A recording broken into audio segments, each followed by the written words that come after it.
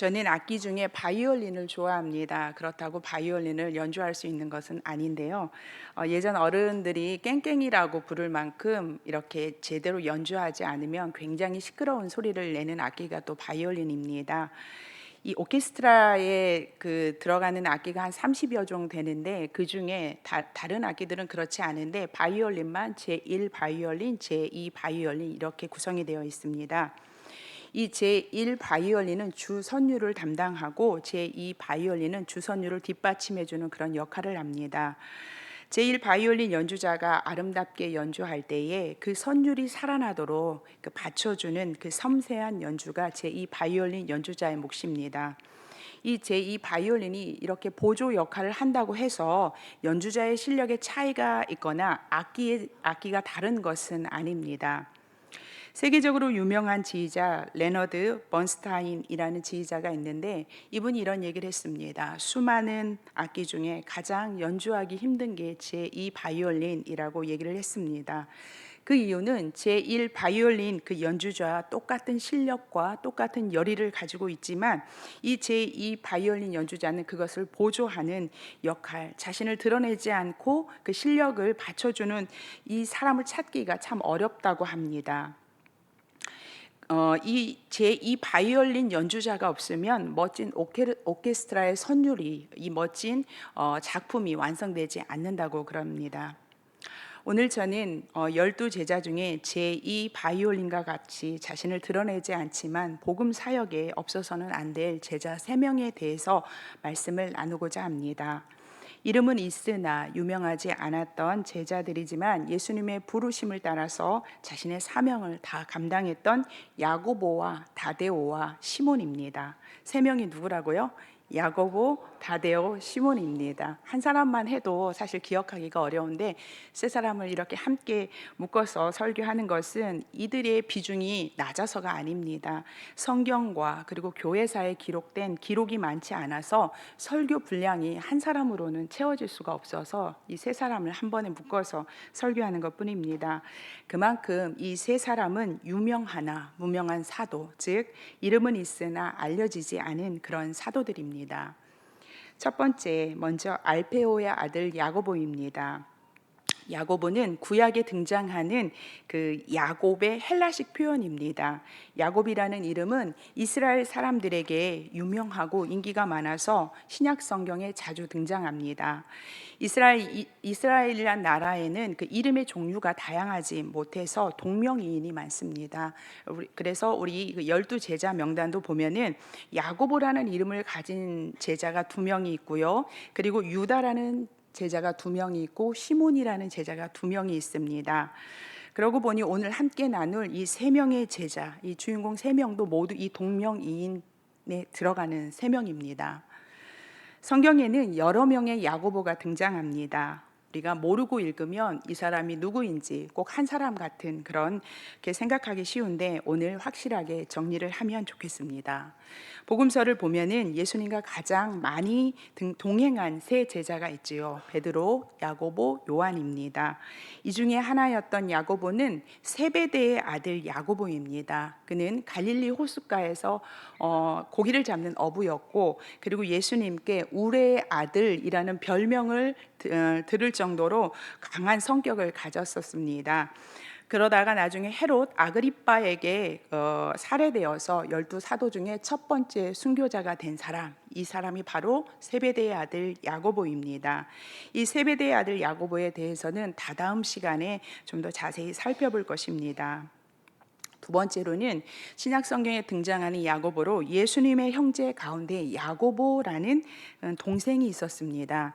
예수님의 형제들은 처음에는 예수님을 믿지 않았습니다. 그를 가족들이 거부를 했었죠. 그러다가 예수님의 부활을 목격한 이후부터 가족들이 달라졌습니다. 성경 2곳을 찾아보겠는데요. 제가 고린도전서 15장 7절과 8절을 읽겠습니다. 네. 그 후에 야고보에게 보이셨으며 그 후에 모든 사도에게와 맨 나중에 만삭되지 못하여 난 자 같은 내게도 보이셨느니라. 부활하신 주님께서 믿지 않는 동생 야고보에게 나타나셨다고 바울이 증언하고 있습니다. 또 다른 성경 사도행전 1장 14절에는 이렇게 기록되어 있습니다. 여자들과 예수의 어머니 마리아와 예수의 아우들과 더불어 마음을 같이하여 오로지 기도에 힘쓰더라고 이렇게 기록된 것을 보아서 야고보는 예수님의 부활을 목격하고 그리고 성령을 받은 후에 예수님을 믿고 제자가 되었습니다. 그래서 나중에 예루살렘 교회의 지도자로 활동한 야고보가 바로 예수님의 제자였고요. 그리고 야고보서를 기록해서 예수님의 그리스도 되심을 증거하고 자신의 사명을 감당했습니다. 정리하면 복음서 마태, 마가, 누가, 요한을 시작해서 성경을 읽다가 사도행전 12장에 헤로데에게 최초의 순교하는 그 야고보는요 세베대의 아들 야고보이고요. 그리고 사도행전 15장부터 등장해서 활동하는 야고보는 예수님의 제자 야고보입니다. 세 번째 야고보가 바로 오늘 우리가 만날 야고보인데 그는 보통 알페오의 아들 야고보라고 이렇게 성경이 말하고 있고요. 그리고 작은 야고보라고 부릅니다. 이를 두고 왜 작은이라는 말이 붙었느냐라는 걸 두고 많은 학자들이 알페오의 아들이 세베대의 아들보다 키가 작았거나 나이가 적었거나 영향력이 적었을 것이라고 이렇게 추측합니다. 이 모든 것을 종합해 보아도 알페오의 아들 야고보는 세베대의 아들보다 여러 면에서 작은 야고보였음은 틀림없습니다. 알페오의 아들 야고보는 이 제자 명단에만 나올 뿐 성경 어디에도 이 작은 야고보에 대한 어떤 기록도 없습니다. 이렇게 아무런 이야기거리가 없는데 우리는 어떻게 작은 야고보에 대해 살펴볼 수 있을까요? 그럼에도 신락 같은 말씀 한 구절과 그리고 교회의 전승을 통해 작은 야고보가 어떤 사람이었는지 살펴보도록 하겠습니다. 작은 야고보는 믿음의 가정에서 자랐습니다. 그렇게 생각할 수 있는 것은 야고보의 어머니가 그리스도께서 십자가에 처형당하시는 그 장소에 끝까지 함께 있었고 그리고 예수님이 부활하신 날 아침 무덤을 찾은 여인 중 한 사람이었다는 사실입니다. 다 함께 마가복음 15장 40절과 41절을 교독하도록 하겠습니다. 제가 40절을 먼저 읽겠습니다. 멀리서 바라보는 여자들도 있었는데 그 중에 막달라 마리아와 또 작은 야고보와 요새의 어머니 마리아와 또 살로메가 있었으니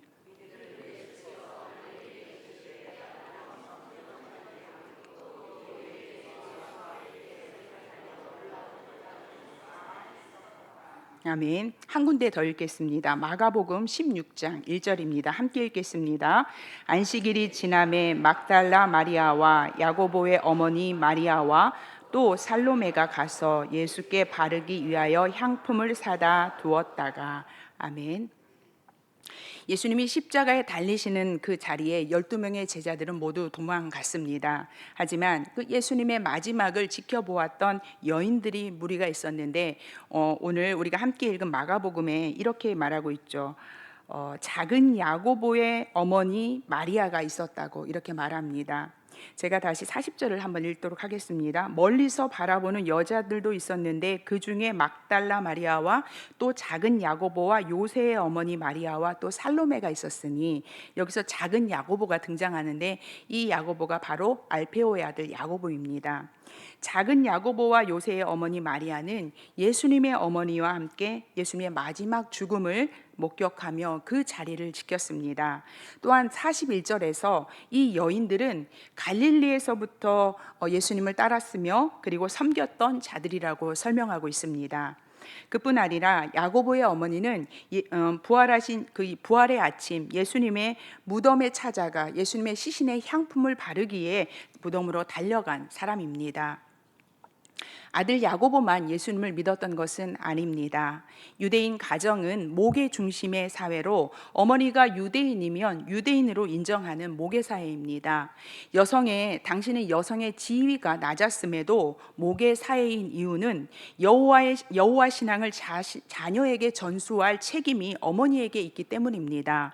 유대인 어머니는 태아 때부터 자녀 교육을 시작해서 이 아이가 자라서 철이 들 때까지 여호와 신앙을 가르쳤습니다.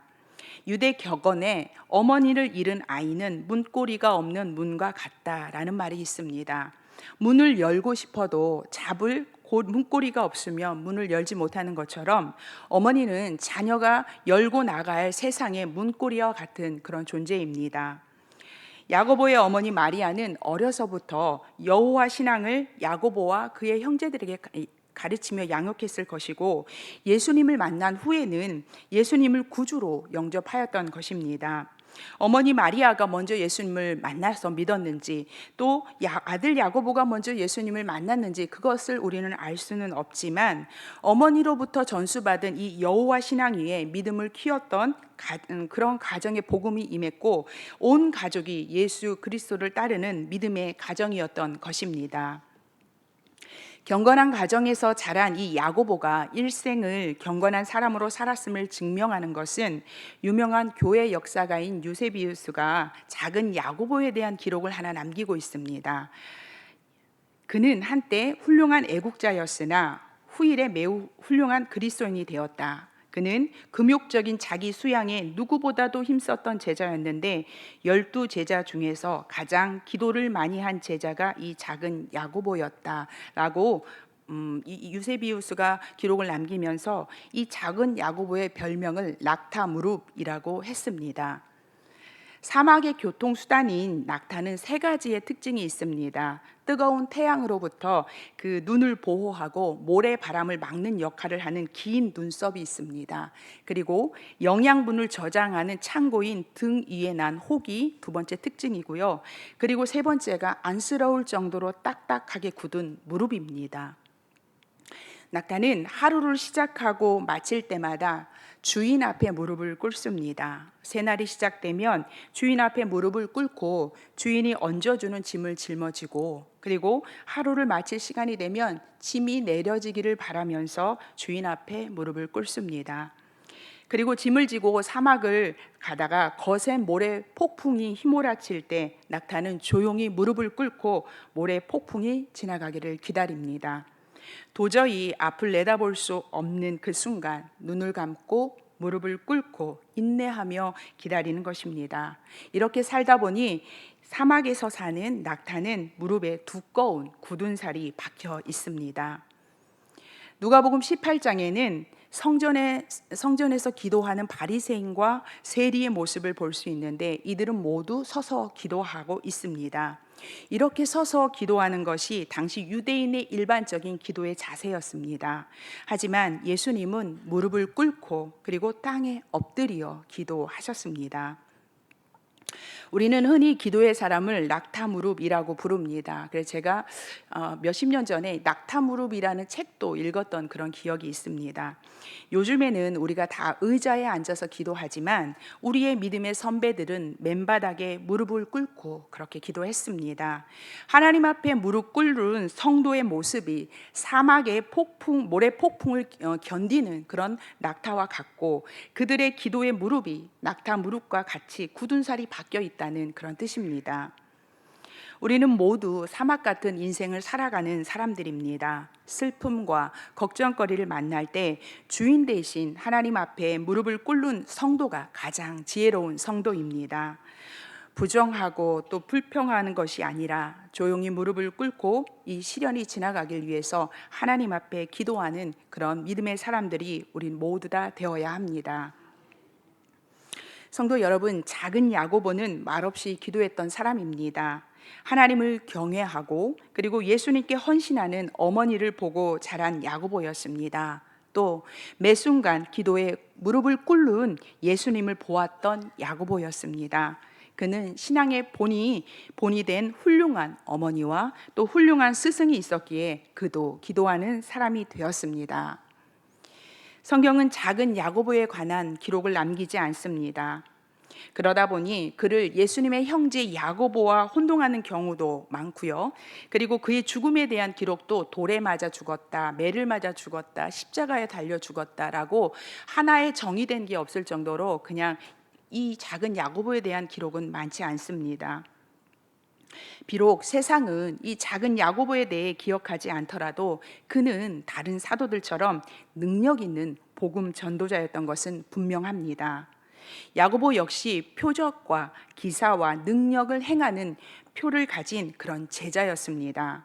우리 눈에는 겨자씨 한 알같이 작게만 보이는 야고보지만 예수님은 공중의 새가 깃들 그렇게 큰 나무의 야고보를 보시고 그리고 그를 제자로 부르셨습니다.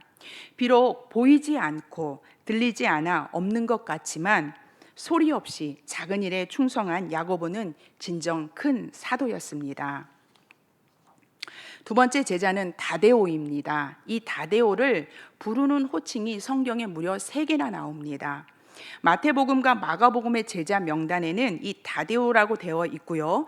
누가복음과 사도행전에는 다데오가 아닌 야고보의 아들 유다라고 기록됐습니다. 우리 다 함께 누가복음 6장과 사도행전 1장을 이어서 읽도록 하겠습니다. 누가복음 6장 16절 말씀입니다. 함께 읽겠습니다. 야고보의 아들 유다와 예수를 파는 자 될 가론 유다라. 사도행전 1장 13절을 읽겠습니다. 들어가 그들이 유하는 다락방으로 올라가니 베드로, 요한, 야고보, 안드레와 빌립, 도마와 바돌로메, 마테와 및 알페오의 아들 야고보, 셀로신 시몬, 야고보의 아들 유다가 다 거기 있어. 아멘. 두 곳 모두 다데오가 아닌 야고보의 아들 유다라고 하고 있듯 다데오의 다른 이름은 유다입니다. 이 성경학자들은 찬양이라는 뜻의 유다가 본명일 것이다. 그리고 다데오는 아람어에서 온 이 다데오는 별명일 것이다. 이렇게 생각을 합니다. 성경은 예수님을 배반한 가론 유다와 구분하기 위해서 다데오라고 이를 계속 소개하고 있는 것이지요. 그리고 영어 성경 중에 킹 제임스 성경이라고 있습니다. 이 킹 제임스 성경 마태복음 10장 3절을 읽으면 다데오를 다데오라 불리는 레베오라고 기록하고 있습니다. 한글 성경에는 레베오라는 단어가 없지만 이 킹 제임스 성경에는 이 다데오를 레베오라고 부르고 있는 것이지요. 따뜻한 가슴이라는 뜻의 이 레베오의 별명이 붙여진 걸 보면 유다 다데오는 따뜻한 가슴을 가진 제자였을 것입니다. 성경에는 이 다데오처럼 별명이 더 유명한 사람이 있습니다. 우리가 잘 알고 있는 바울의 동역자 바로 바나바입니다. 이 바나바의 본명은 요셉이지만 우리에게는 별명인 이 바나바가 더 익숙한 것처럼 다데오도 당시 사람들에게 레베오, 다데오라고 불린 것이고 가론 유다와 구분하기 위해 유다가 아닌 다데오라고 불렸던 것입니다. 이렇게 3개의 이름을 갖고 있었지만 알려진 것이 없는 이 유다 다데오는 과연 어떤 사람이었을까요? 그의 행적을 알 수 있는 것은 성경 딱 한 곳입니다. 요한복음 14장 22절 말씀인데요. 우리 다 함께 요한복음 14장 22절을 읽도록 하겠습니다. 가로딧 아닌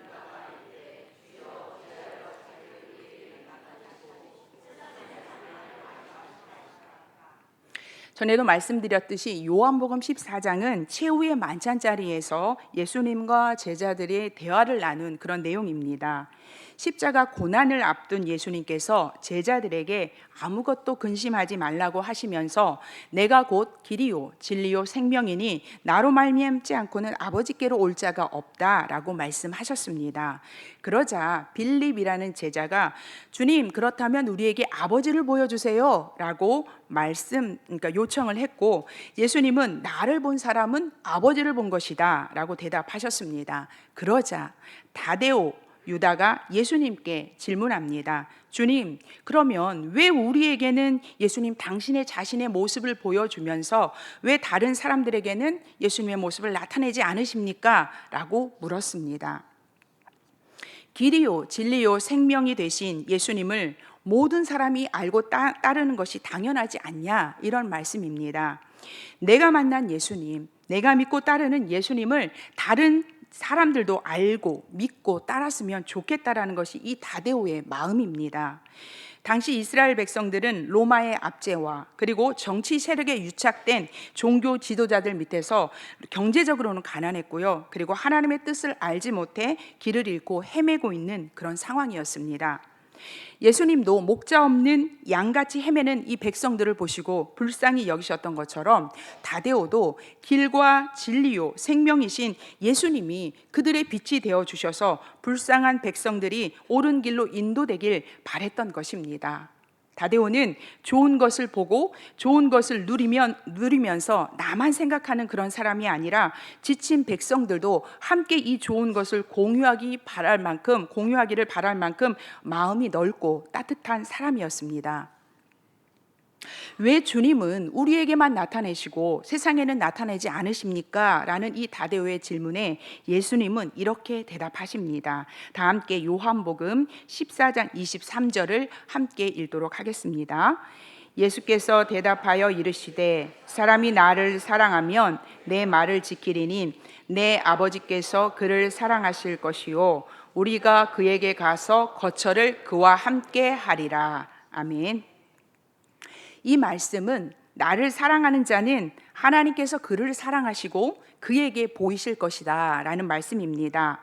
많은 사람들은 신적 능력을 베푸시는 예수님을 직접 보았습니다. 하지만 그 능력의 예수님을 보았다고 그들이 다 예수님을 영접한 것은 아닙니다.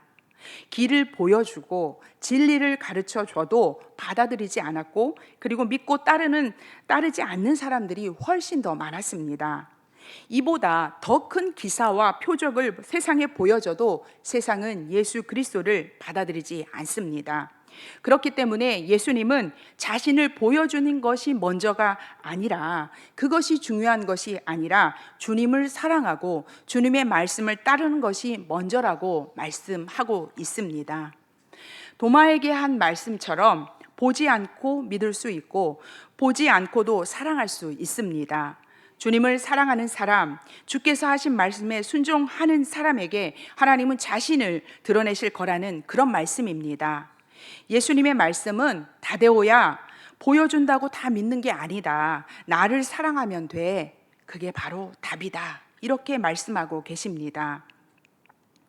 이 말을 들은 다데오는 그 당시 당장은 이해하지 못했을 것입니다. 하지만 예수님께서 십자가에 죽으신 후 자신에게 남겨진 이 유언과 같은 이 말씀을 생각하고 또 생각했을 것입니다. 다데오야, 다른 사람을 향한 따뜻한 너의 마음이 먼저가 아니라 나를 사랑하는 게 먼저다 라고 말씀하시면서 나를 사랑하면 돼 라고 하신 말씀을 기억했을 것입니다. 예수님의 부활 승천을 목격하고 약속하신 성령을 받은 후 다데오는 드디어 그 사랑 안에 거하게 되었습니다. 그리고 그 사랑 때문에 주님의 사랑을 전하기 위해 예루살렘에 머물지 않고 시리아를 거쳐 아르메니아로 향했습니다. 성도님들 기억하십니까? 제가 바돌롬에 설교할 때 아르메니아라는 나라에 대해서 말씀드렸습니다.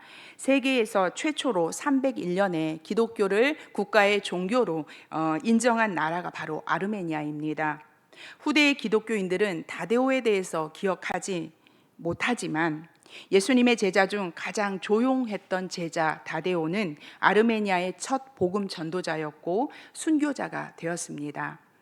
다데오는 이 아르메니아 영역이었던 에데사의 왕 아부가르의 병을 고치는 기적을 행하게 됩니다.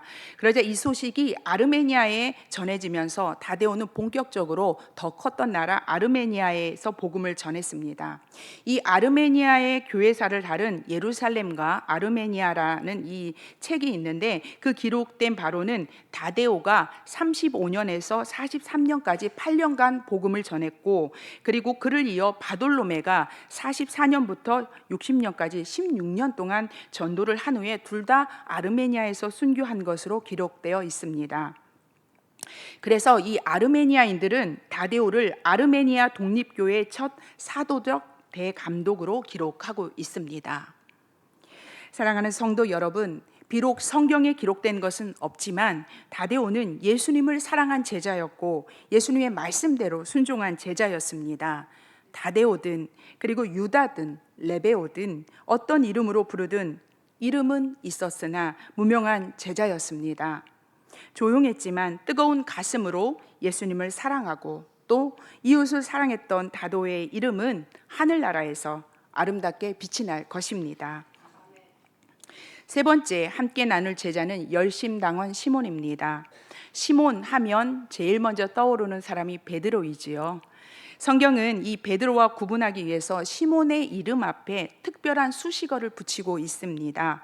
마태복음과 마가복음에는 시몬을 가나나인이라고 부르고 있고, 누가복음과 사도행전에서는 셀로딘이라고 되어 있습니다.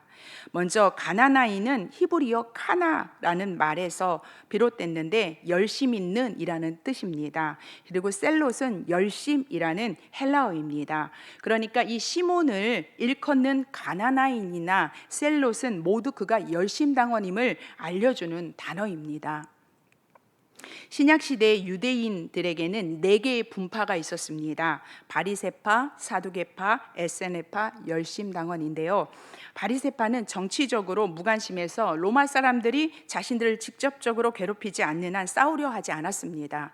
그리고 종교적으로는 매우 근본주의 신앙을 가지고 있어서 율법과 장로의 유전을 아주 중요하게 여겼고요. 이 4개의 분파 중에 가장 큰 세력이었습니다.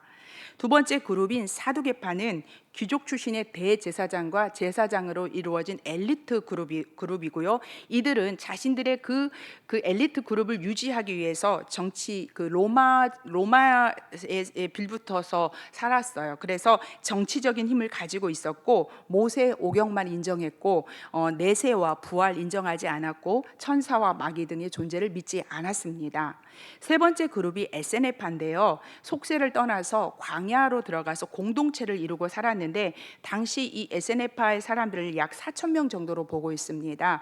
이 에세네파 사람들은 재산을 공유하면서 가난하고 약한 이웃들에게 나눠주는 그렇게 돌보며 살았는데, 그들은 금욕주의를 실천하면서 경건한 삶을 살았습니다. 광야에서 약대 털옷을 입고 살았던 세례 요한을 우리는 에세네파였을 것이라 생각을 합니다. 그리고 마지막이 열심당원입니다.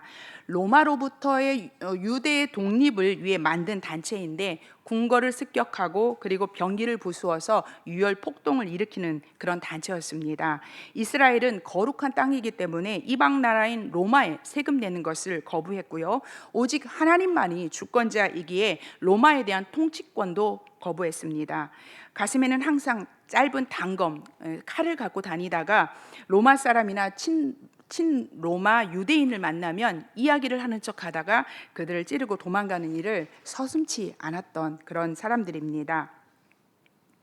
예수님은 이러한 열심당원인 시몬을 제자로 부르셨습니다. 아마도 시몬이 함께 있기 굉장히 힘들어했던 제자는 로마에 빌붙어서 세금을 거뒀던 마태일 것입니다. 열심당원 시몬은 세리 마태만 보면 속에서 부글부글 했겠죠. 이를 갈았을 것이고, 반면에 마태는 혹시라도 품 안에 칼을 품고 있을지 모를 이 시몬이 두려웠을 것입니다. 예수님은 친로마적인 삶을 살았던 마태와 반로마적인 삶을 살았던 시몬을 똑같이 제자로 부르셨습니다. 시몬이 예수님의 가르침을 들으며 얼마나 내적 갈등이 심했을까라는 생각이 들었습니다. 전에는 예수님의 말씀을 당연한 말씀으로 듣다가 읽다가 생각했다가 시몬을 생각하면서 그런 생각이 들더라고요. 로마 군인의 폭력에 맞서는 것이 당연하다고 느낀 이 시몬에게 예수님은 누가 오른편 뺨을 치거든 왼편도 돌려서 대주라고 말씀하셨지요. 그리고 로마에 세금 내는 걸 거부했던 시몬이었잖아요. 그런데 가이사에게 낼 세금은 가이사에게 내고 하나님께 낼 것은 하나님께 드리라고 말씀을 들었을 때 이 시몬이 얼마나 고민스러웠을까요? 그리고 적대 관계일 수밖에 없었던 이 마태와 시몬은 너희 원수를 사랑하며 너희를 박해하는 자를 위하여 서로 기도하라는 이 예수님의 말씀이 그렇게 쉽게만 받아들일 수 있지 않았을 것입니다. 시몬의 이름이 항상 제자 명단을 보면 가룟 유다 바로 앞에 나옵니다. 이렇게 바로 그 가룟 유다 앞에 기록된 것은 정치적인 성향이 비슷했을 것이다 라고들 생각을 합니다. 그렇다고 할 때 처음 시작은 같은 목적으로 예수님을 따랐으나 어느 순간부터 시몬은 참 신자로 변화가 되었지만 가룟 유다는 참 믿음에 도달하지 못한 결과를 낳게 되는 것입니다. 두 사람 모두 예수님을 정치적 메시아로 기대하고 쫓았습니다. 그러나 기대가 어긋나자 한 사람은 예수님을 파는 그 일에 가담을 했고 마음을 먹었고, 한 사람은 여전히 주님을 따랐던 것입니다. 예수님이 승천하시기 전에 500여 성도들 앞에 서셨습니다. 모두가 모인 자리에서요, 누군가 예수님에게 이스라엘 나라의 회복이 언제냐고 질문을 합니다. 우리 다 함께 사도행전 1장 6절 말씀을 함께 읽도록 하겠습니다. 그들이 모였을 때에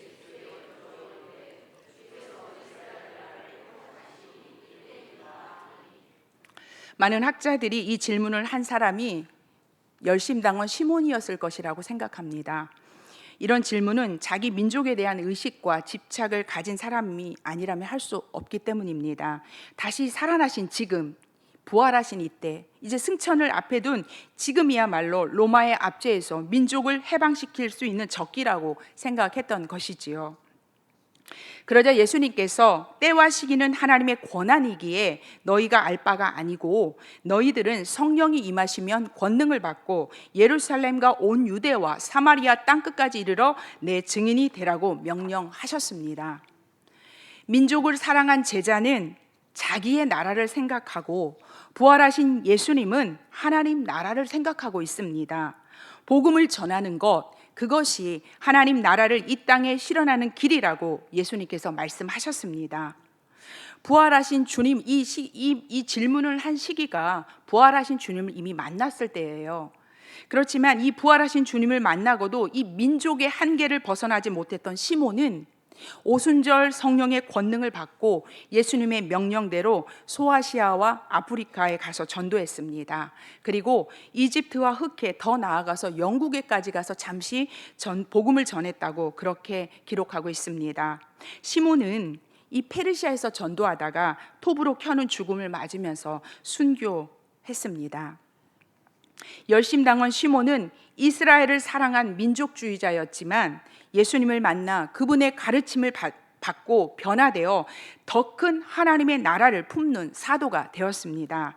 민족을 넘어 열방을 사랑한 시몬은 마침내 이스라엘뿐 아니라 다른 나라와 민족에게 구원의 복음을 전하다가 자신의 생명을 아낌없이 바친 하나님 나라의 열심당원이 되었습니다. 저는 오늘 여러분과 함께 예수님의 제자였지만 그리 알려지지 않은 알페오의 아들 야고보와 그리고 다데오 유다, 열심당원 시몬에 대해 알아보았습니다. 성경은 이들에 대해 많은 이야기를 하지 않지만 그들은 예수님의 12 제자였고 복음을 전하는 일에 귀하게 쓰임받은 사도들이었습니다. 성도 여러분, 우리의 삶의 가치는 주님의 영광을 위해 살고 있느냐에 달려 있습니다.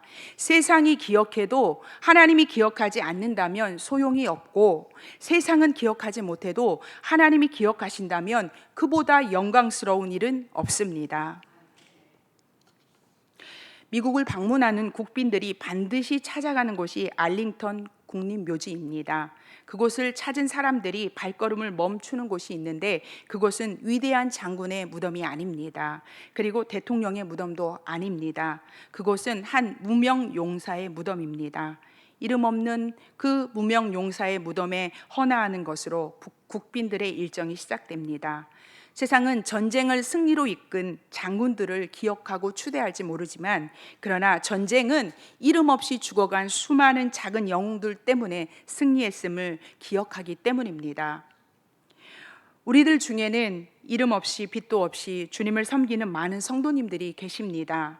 누군가 나를 알아주지 않아도 실망하지 마시기 바랍니다. 이 땅에서 드러나지 않은 그 이름이 천국에서는 별과 같이 빛날 것입니다. 드러나지 않지만 사명을 감당하는 여러분들로 인해 우리 성산교회가 움직여지고 그리고 하나님 나라가 이루어짐을 믿으시고 올 한 해 소원의 항구를 향해 힘차게 달려가는 성산의 믿음의 성도님들 다 되시기를 간절히 바랍니다.